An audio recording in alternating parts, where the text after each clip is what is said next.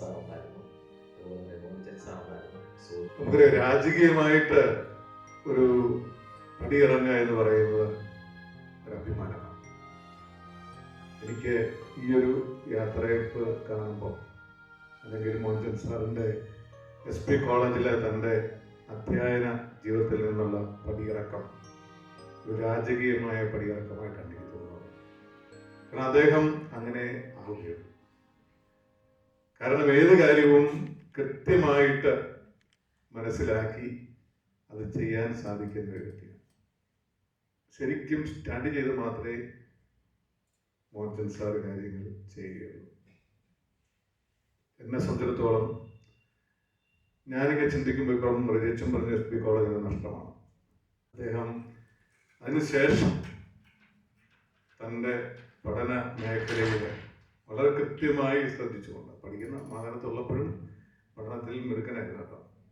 സുവോളജിയിലെ കോളേജിൽ പഠിക്കുന്ന സമയം എൻ്റെ ജൂനിയർ, ഞാൻ അദ്ദേഹത്തിൻ്റെ ജൂനിയർ, 1 ഇയർ ജൂനിയറാണ്. കോളേജിൽ പഠിക്കുമ്പോഴാണ് ശരിക്കും ഞങ്ങളുടെ ആ സൗഹൃദമൊക്കെ ഇങ്ങനെ. കാരണം ആ കുടുംബത്തെ ഏറ്റവും നല്ല രീതിയിൽ പ്രാർത്ഥനയുടെ കുടുംബമായിട്ട്, ഇപ്പോൾ മാതാനം പള്ളിയിൽ അടുത്താണെന്നൊക്കെ പറയുമ്പോൾ ഈ കുരിശൂനെയൊക്കെ അടിക്കുമ്പോൾ ഈ പള്ളിയിലെ പ്രാർത്ഥനകളൊക്കെ അവിടെ നിന്നുകൊണ്ട് തന്നെ പങ്കുചേരുന്ന ഒരു വ്യക്തിയായിട്ട്, കുടുംബമായിട്ടാണ് ഇവർ ജീവിക്കുന്നത്. അപ്പം നല്ലൊരു കുടുംബമായിട്ട് ദൈവഭയത്തോടു കൂടി ദൈവകാര്യങ്ങൾ ഇടപെട്ടുകൊണ്ട്, പള്ളിയിലെ കാര്യങ്ങളൊക്കെ ആണെങ്കിലും കൃത്യമായിട്ട് ഇടപെട്ടുകൊണ്ട് ജീവിക്കാൻ സാധിക്കുന്ന ഒരു വ്യക്തിയാണ് പ്രിയപ്പെട്ട മോഹൻചൻ സാർ എന്ന് പറയുന്നതിൽ എനിക്ക് സന്തോഷമുണ്ട്. ദിവസം ഞായറാഴ്ച പള്ളിയിലെ അച്ഛൻ ഈ പറഞ്ഞ നോയമ്പ് കാലത്ത് നടത്തിയ ഒരു പ്രസംഗത്തിൽ ഞാൻ കേൾക്കുന്നു. അപ്പൊ ഞാൻ പെട്ടെന്ന് മോഹൻചൻ സാറിനെ കുറിച്ചു, എളിമയുള്ള ഒരു സുഹൃത്താണല്ലോ എന്നോടൊപ്പം ഉള്ളത്. അദ്ദേഹത്തിലൂടെ ദൈവം പ്രവർത്തിച്ച അത്ഭുതങ്ങളാണ് നിങ്ങളെ കുട്ടികളെ ഇവിടെ വിവരിച്ച പല കാര്യങ്ങളും. കുട്ടികളെ ഏറെ സന്തോഷമുണ്ട്. മനസ്സാൽ ഇറങ്ങിപ്പോകുന്നില്ല. സാറിനെ കുറിച്ച് ഞാൻ മനസ്സിൽ കരുതിയിരുന്ന കാര്യങ്ങളെല്ലാം തന്നെ ഇവിടെ പലരും പൂർത്തീകരിച്ചു കഴിഞ്ഞു. ആ വിഷ്വൽസ് കാണിച്ചപ്പോൾ ഏകദേശം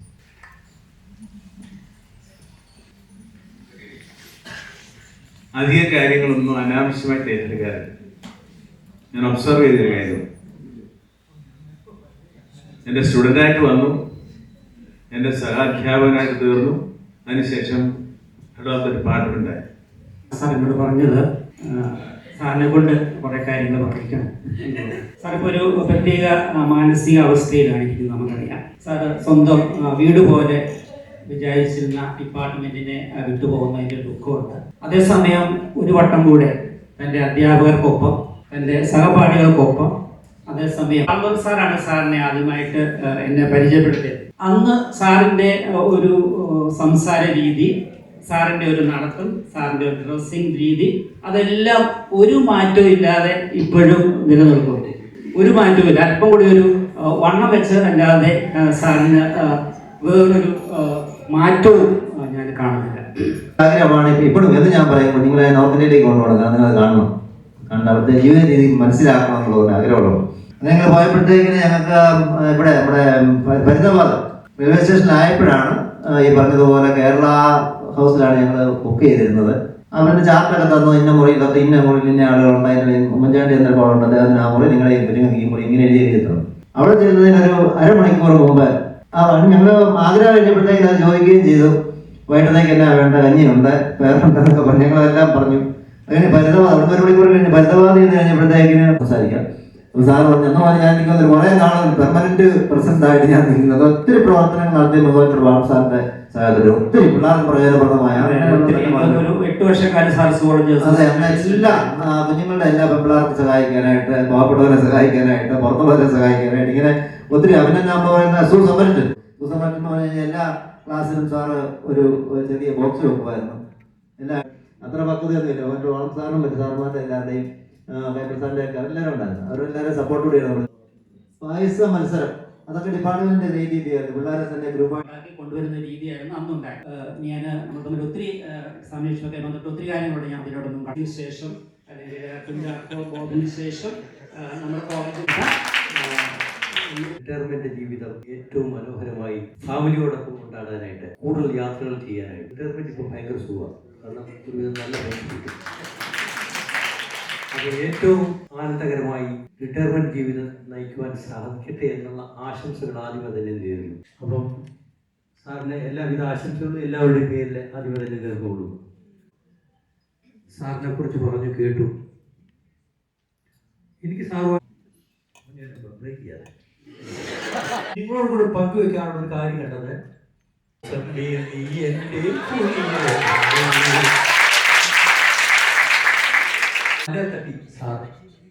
താഴെപ്പോ കല്ലൂർ മനസ്സിലാക്കി. അപ്പൊ തീരുമാനിച്ചു റോസമ്മയാണ് ജീവിത പങ്കാളിയാക്കാണ്. അപ്പൊ വാരിയല് തപ്പിപ്പിടിച്ച് കേൾക്കുമ്പോ റോസമ്മയ്ക്കാണ് സാറിന്റെ വാരിയലിന്റെ ബാക്കി പഠിച്ചുകൊണ്ടിരിക്കുന്ന സമയത്ത് വൈവ പോലും കഴിയുന്നതിന് ഒരു കല്യാണം വരുന്നു. അപ്പൊ അന്ന് ജീവിതത്തെ കുറിച്ച് ഒരു കൃത്യമായ ലക്ഷ്യം ഉണ്ടായിരുന്നു. വെറുതെ പോകാൻ കളയാനുള്ളതല്ല ജീവിതം. ആ നിശ്ചയദാർഢ്യത്തിന്റെ പരിണിതഫലമായിട്ടാണ് കാര്യങ്ങൾ പറയുകയുണ്ടായി. സ്വായത്തമാക്കുവാൻ വേണ്ട കാര്യമാണ്. നമുക്ക് വലിയ ചെലവൊന്നുമില്ല. മറ്റുള്ളവർക്കൊരു പാഴാക്കി കളഞ്ഞിട്ടില്ല. അതാണ് ജീവിതത്തിന്റെ തെളിമ. ജീവിതത്തിലെ എപ്പോഴും ജീവിതത്തെ നന്നായി നോക്കിക്കാണുവാനായിട്ട് സാറിനെ പ്രേരിപ്പിക്കുന്ന ഒരു ഘടകം ഇതായിരിക്കും എന്നുകൂടി എനിക്ക് തോന്നിക്കുകയാണ്. എല്ലാവിധ ആശംസകളും എല്ലാവരുടെയും പേരിലൊന്നുകൂടി നേരുന്നു. നന്നായി വരട്ടെ. ദൈവാനുഗ്രഹം.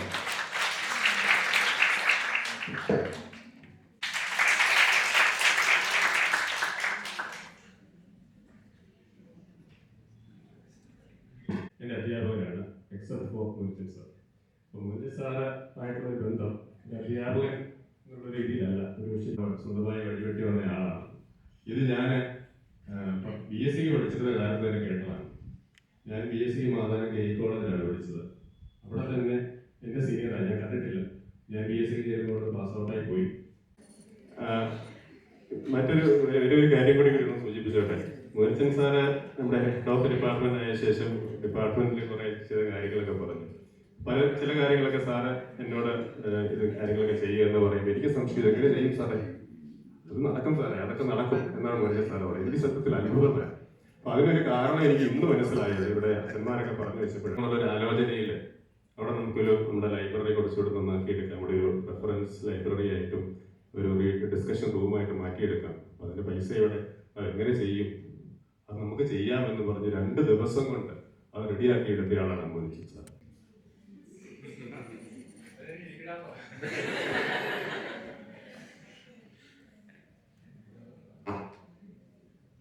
ഞാൻ ഇവിടെ 2004 PG വിദ്യാർത്ഥിയായി ജോയിൻ ചെയ്തത്. അപ്പോൾ ഞാൻ പ്രീ ഡിഗ്രി പഠിച്ചു, അതിനുശേഷം ഡിഗ്രി പഠിച്ചു. ഡിഗ്രി പഠിച്ചപ്പോൾ PG പഠിക്കണം. പാഠഭാഗം ഒരറ്റം തൊട്ട് അങ്ങേറ്റം വരെ പഠിക്കുന്നതിൽ കൂടുതൽ മോട്ടിവേറ്റ് ചെയ്യുക എന്നുള്ളതാണ്. അപ്പോൾ നമുക്കൊരു മോട്ടിവേഷൻ കിട്ടിക്കഴിഞ്ഞാൽ നമ്മൾ അത് അച്ചീവ് ചെയ്യാൻ വേണ്ടി അങ്ങേയറ്റം വരെ നമ്മൾ പരിശ്രമിക്കും. അപ്പം അത് എനിക്ക് ഇവിടെ എത്താൻ സാധിച്ചത് തീർച്ചയായും SB കോളേജിൽ അന്ന് PG പഠിക്കാൻ ചേർന്നതാണെന്ന് ഞാൻ വിശ്വസിക്കുന്നത് പോലെ മോനിച്ച സാർ, കൈപ്പൊടി സാറ്, എന്നെ പഠിപ്പിച്ച ധാരാളം എല്ലാ സാറുമാരും എല്ലാവരും എന്നതായിട്ട് തോന്നത്തില്ല. അത് വെറുതെ ഇങ്ങനെ കിടക്കുകയാണ്. എല്ലാ സമയവും ഒരേ ഭാവമാണ്. അപ്പോൾ സാറ് ക്ലാസ്സിൽ വരുമ്പോൾ സാധാരണ എല്ലാ ദിവസവും ചിരിച്ചോണ്ടേ എടുത്തുള്ളൂ. അപ്പോൾ ഞങ്ങൾക്ക് ഏറ്റവും ഫ്രീ ആയിട്ട് സാറിൻ്റെ ക്ലാസ്സായിരുന്നു ഞങ്ങൾ അറ്റൻഡ് ചെയ്തത്. കാരണം സാർ എപ്പോഴും ചിരിച്ചോണ്ടാണ്. പ്രത്യേകിച്ച് ഞങ്ങളെ വഴക്കൊന്നും പറയത്തില്ല. പക്ഷെ വഴക്ക് പറയാൻ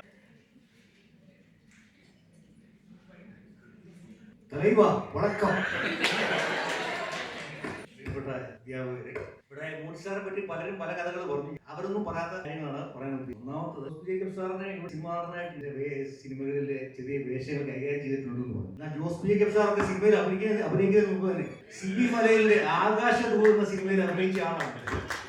സിനിമയിലെ നായിക മാധവി വയലിൻ ഇൻസ്ട്രക്ഷൻ കൊടുക്കുന്ന അല്ലെങ്കിൽ വയലിൻ വായിക്കുന്ന രംഗത്തില് മോനിച്ച സാർ ഉണ്ടെന്നാണ്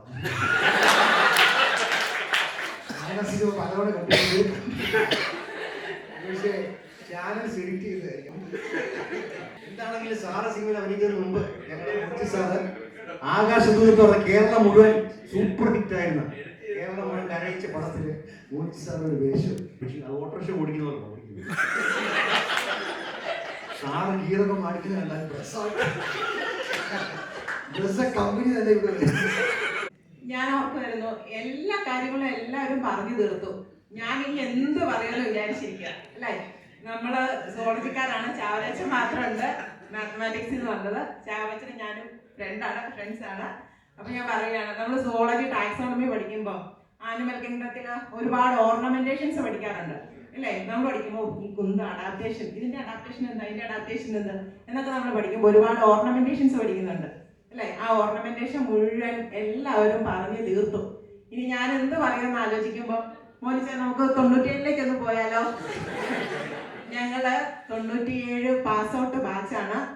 ഞങ്ങളുടെ പ്രിയപ്പെട്ട അധ്യാപകരാണ് ഇവിടെ ഇരിക്കുന്നവരെല്ലാവരും തന്നെ. ഞങ്ങളുടെ ജോമൻ സാർ വെച്ച് ബാക്കിയുള്ള എല്ലാവരും ഞങ്ങളുടെ ഞങ്ങളുടെ ജൂനിയേഴ്സാണ്, ഇവിടെ പഠിച്ചവരാണ്.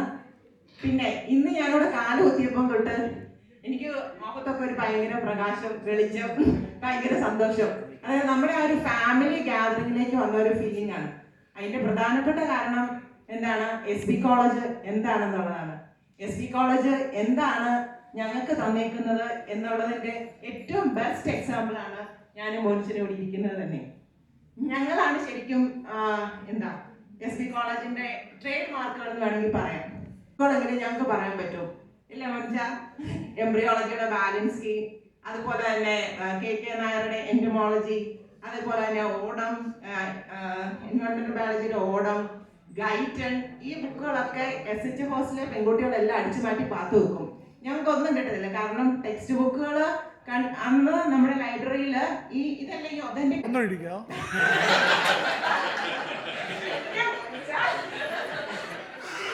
ബെസ്റ്റ് ഫ്രണ്ട് ആയിരുന്നു മരിയ. MSc കഴിഞ്ഞിട്ടാണ് സിസ്റ്റർ ആകാൻ പോയത്.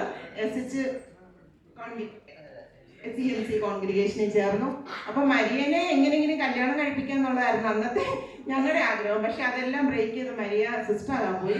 കോവിഡിന്റെ സമയത്ത് മരിയയ്ക്ക് റെസ്പിറേറ്ററി ഇൻഫെക്ഷൻ വന്ന് മരിയ മരിച്ചു. ഞങ്ങൾ ആ സമയത്ത് ഞാനും മോനിച്ചനൊക്കെ എപ്പോഴും ഭയങ്കര വിളിയായിരുന്നു. ഞങ്ങൾക്ക് ഭയങ്കര അടുപ്പായിരുന്നു മരിയായിട്ട്. അപ്പം ലാസ്റ്റ് ടൈം മരിയ നാട്ടിൽ വന്നപ്പം ഞാനും മോനിച്ചനും മരിയയ്ക്ക് കാണാൻ പോയിട്ടുണ്ടായിരുന്നു.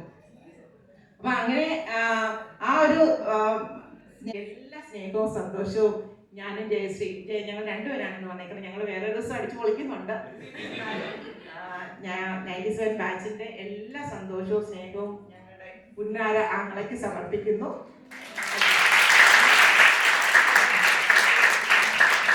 റോഡുകളിൽ പല ഭാവത്തിലാണ് മോനിച്ചൻ സാർ ഉള്ളത്.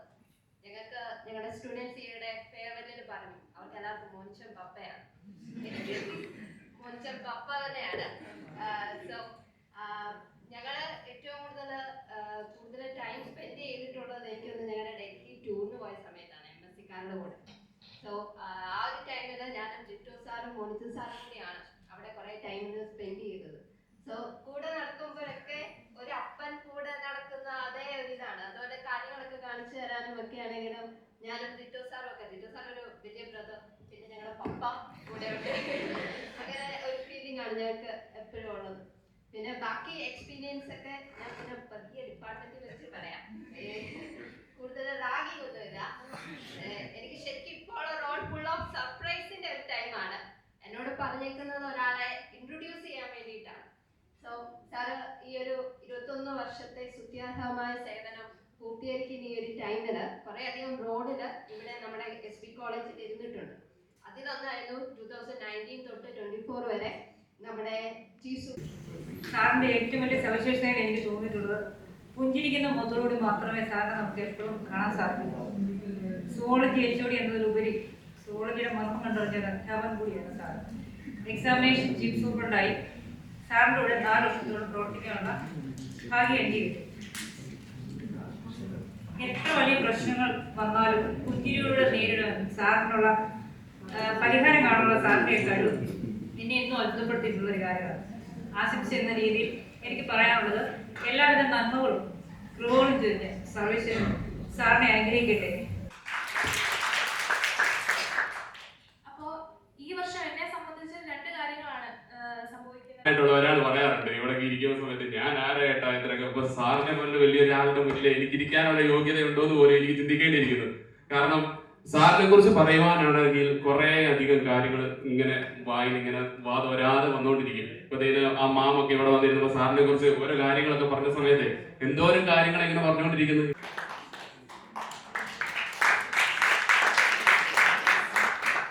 അടുത്തതായി ഫസ്റ്റ്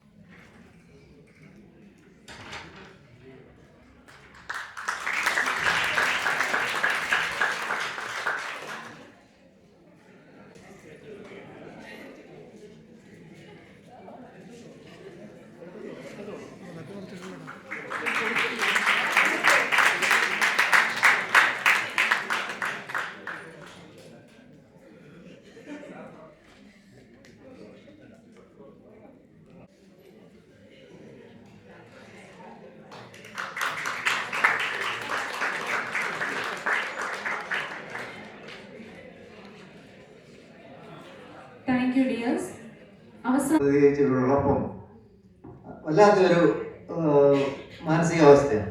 സത്യത്തിൽ ഇത്രയും താമസിച്ചു. എൻ്റെ പ്രിയപ്പെട്ട അധ്യാപകര് വിശന്നിരിക്കുന്നു എന്നതുകൊണ്ട് ഞാൻ കുട്ടികളോടും പറയും, നമ്മളെ സുഹൃത്ത് ബന്ധങ്ങൾ നമുക്ക് ഒത്തിരിയുണ്ട്. അപ്പം ഞാൻ സഭയിൽ നിന്ന് പോകുന്നു എന്നത് റോസ്റ്റിയും കണ്ടോണ്ടല്ല, അല്ല, വ്യക്തമായ ബോധ്യം എനിക്ക് പൗരോഹിത്യ വൃത്തിയിലെ ഈശോയുടെ പൗരോഹിത്യത്തിന് അയോഗ്യനാണെന്നുള്ള ബോധ്യം കൊണ്ട് തന്നെ ഞാൻ പോകുക. അച്ഛൻ പറഞ്ഞതുപോലെ ചിലപ്പോഴൊക്കെ CMA സഭയിലെ അച്ഛന്മാരൊക്കെ ഞാനീ ദിവസം കൂടി കാണുമ്പോഴത്തേക്കും ഓൾറെഡി നീ വിട്ടാൽ ഞങ്ങൾ അവനെ ഇപ്പോഴും സഭയെ കൊണ്ടുപോകുമെന്ന് പറയും. കാരണം അവർക്ക് അത്രയേറെ കാര്യമായിരുന്നു. ബാച്ചിൽ നന്നായിട്ട് എല്ലാ കാര്യങ്ങളും ചെയ്യാൻ നല്ലൊരു വൈദികനാവുമെന്നാണ് എൻ്റെ കൂട്ടുകാരെല്ലാം പ്രതീക്ഷിച്ചത്. അപ്പോൾ എൻ്റെ ഒരു അനിയനുണ്ട്, അനിയൻ പേരപ്പൻ്റെ മോനാണ്, അവൻ ഇവിടുത്തെ ഏറ്റവും അടുപ്പനായിരുന്നു. അപ്പോൾ അവരെല്ലാവരും വിചാരിച്ചിട്ട് അവൻ പോരുകയും ഞാൻ അച്ഛനാവുകയും ചെയ്യുന്നതാണ്. എല്ലാ സഭയും മൊത്തം ആളുകൾ. പക്ഷേ നേരെ വിപരീതമുണ്ട്. അവനിപ്പോഴും സഭയിലുണ്ട്, ഞാനും പോകുന്നു.